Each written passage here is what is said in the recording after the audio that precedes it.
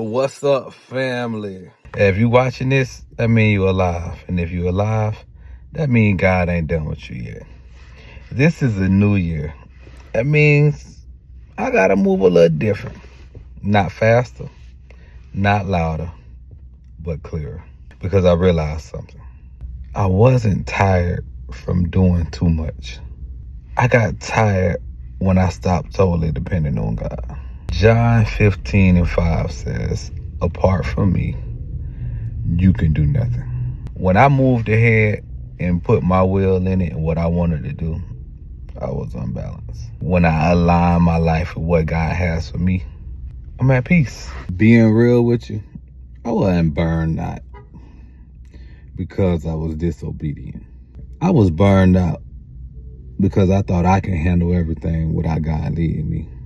I started trusting my grind more and my guidance and my plans more than God pays. But Proverbs 3:5-6 says that, trust in the Lord in all your heart and do not depend on your own understanding.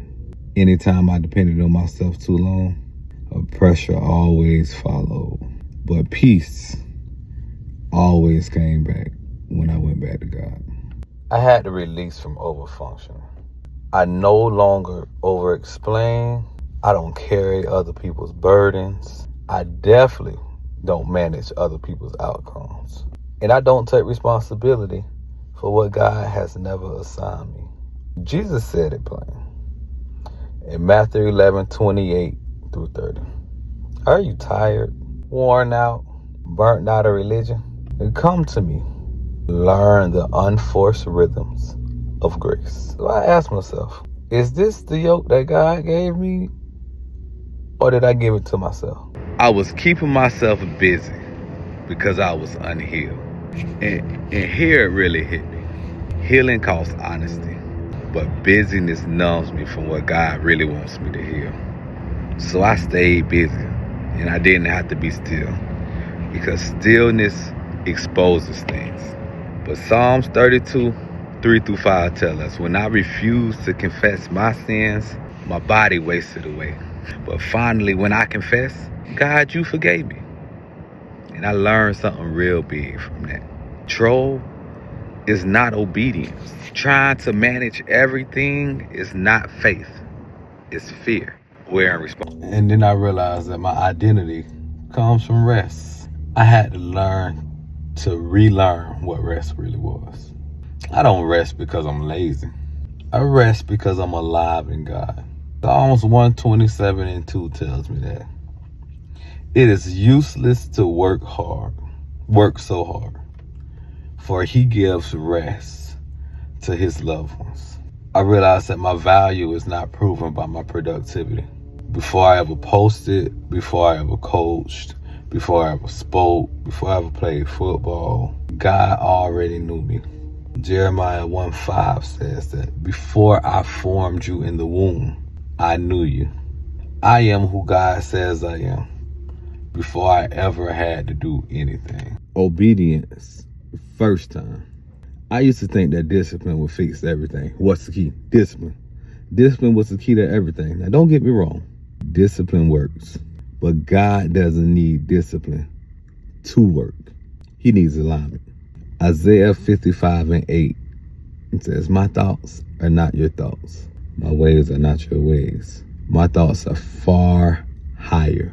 And sometimes God won't explain it. He'll just instruct, like he did to the children of Israel in Exodus 12:35.